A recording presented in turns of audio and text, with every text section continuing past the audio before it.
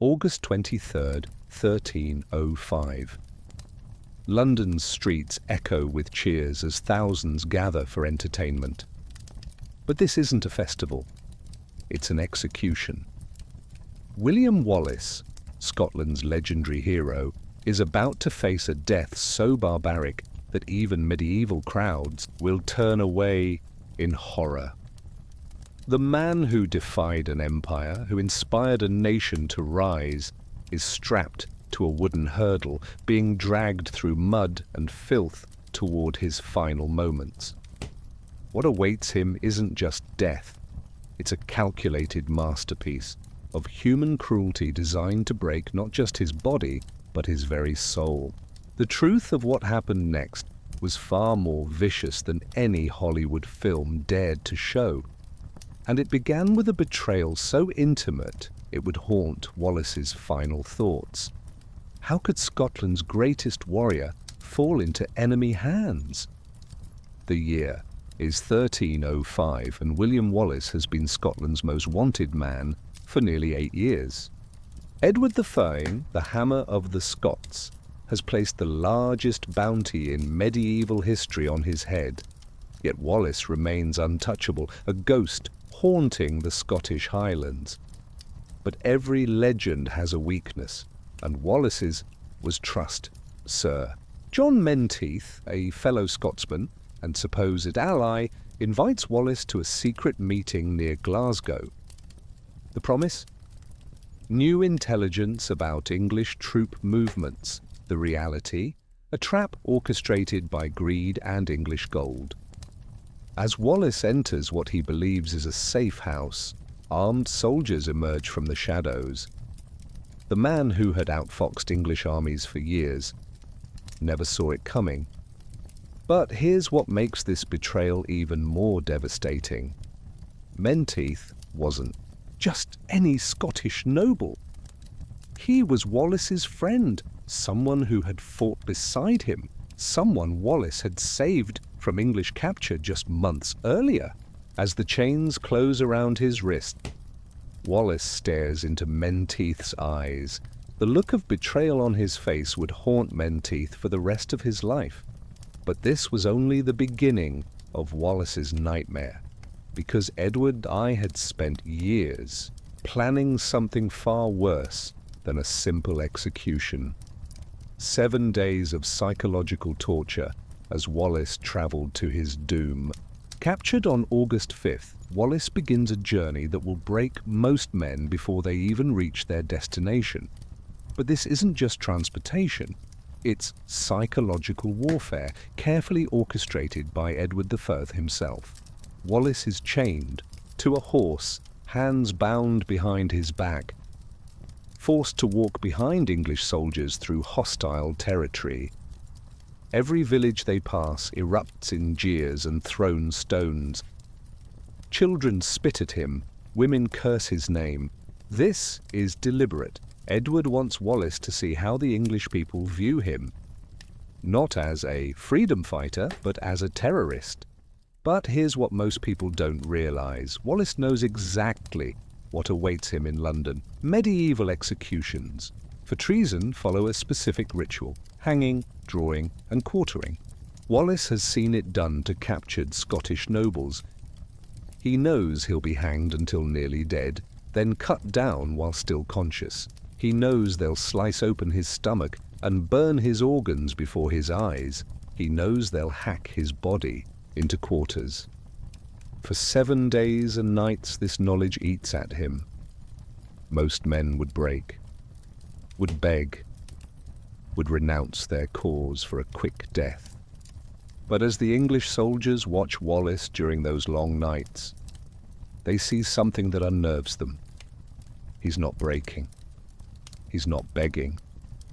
He's praying. And somehow, that makes what's coming even more terrifying. Why Edward Oidus turned Wallace's execution into the ultimate public spectacle. August 23rd, 1305. Dawn breaks over London, and the city is alive with an energy that feels almost festive. But this isn't a celebration, it's anticipation for the most elaborate execution in English history. Edward I has spent months planning this moment. This isn't just about killing William Wallace. It's about sending a message to every would-be rebel in Scotland, Wales and Ireland. This is what happens when you defy the English crown. Over 20,000 people pack the streets of London. Vendors sell food and drink. Nobles secure the best viewing spots. Children climb trees for better angles. The atmosphere is sickeningly carnival-like, but Edward planned it this way. He wants as many witnesses as possible. But here's what makes this execution particularly sadistic. Edward has ordered it to be slow. Typically, hanging, drawing and quartering takes about an hour.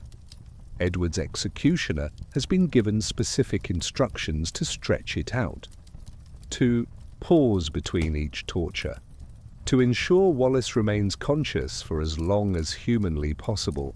They want him to feel every cut, every burn, every moment of agony. As Wallace is dragged on a wooden hurdle through the cheering crowds, his eyes search the faces around him. He's looking for something, or someone. What he sees in those faces, the bloodthirsty excitement, the complete lack of mercy, hardens something inside him, because Wallace realizes that Edward I has made a crucial mistake. He's about to create a martyr, the step-by-step horror of medieval Europe's most brutal execution. The moment has arrived. Wallace stands on the scaffold at Smithfield, London's execution ground. The executioner approaches, a man who has perfected the art of prolonged death. What happens next will be seared into the memory of everyone present. Wallace is hanged, but only until he begins to lose consciousness. The crowd cheers as his feet kick desperately. Then, just as darkness begins to claim him, he's cut down. Gasping. Alive. The real torture hasn't even begun. While Wallace is still conscious, still breathing, the executioner slices open his abdomen. Medieval crowds scream in both horror and excitement. But Wallace refuses to scream. His lips move in silent prayer as his own blood pools beneath him. His organs, still warm, still functioning, are pulled from his body and burned before his eyes. The smell of burning flesh fills the air. Many in the crowd vomit, others faint. But Wallace's eyes remain fixed on the sky above, as if seeing something beyond the horror. His limbs are hacked off one by one. Each cut is designed to keep him up, alive for the next. The executioner is an expert. He knows exactly where to cut to avoid major arteries. Only then, after what feels like hours, but is probably 20 minutes, does the executioner end Wallace's suffering with a blow to the neck. But even as his body is butchered, something unexpected happens that will change history forever. How? Wallace's final words ignited the rebellion Edward I tried to prevent. In his final moments, as the noose tightens around his neck, William Wallace does something that shocks everyone present. He speaks, not a plea for mercy, not a renunciation of his cause.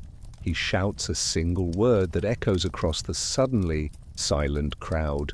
Freedom! The word hangs in the air like a battle cry. And in that moment, Edward I realizes he's made a catastrophic error.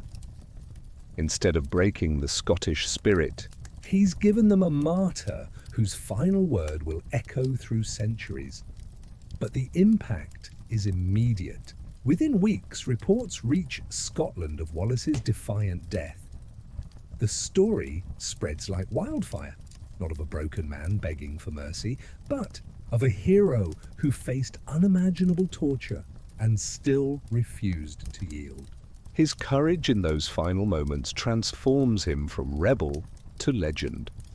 Robert the Bruce, who had been wavering in his commitment to Scottish independence, is reportedly moved to tears when he hears the details. Wallace's execution becomes the catalyst that drives Bruce to claim the Scottish throne and continue the fight for independence. Edward the Fun intended Wallace's death to end Scottish resistance. Instead, it ignited a fire that would burn for another decade. Scotland would eventually win its independence, and Wallace's sacrifice would be remembered as the moment that proved some spirits simply cannot be broken. The quarters of Wallace's body were sent to Scotland as a warning, but they became shrines, symbols of defiance that inspired a nation to keep fighting for the freedom their hero died protecting. Wallace's story reminds us that true courage isn't the absence of fear. It's facing unimaginable horror and still refusing to surrender your principles. His final word, freedom, echoes across 700 years, inspiring everyone who refuses to be broken by tyranny. If this untold chapter of history moved you, hit that subscribe button and ring the notification bell, because the stories that shaped our world deserve to be remembered, not forgotten.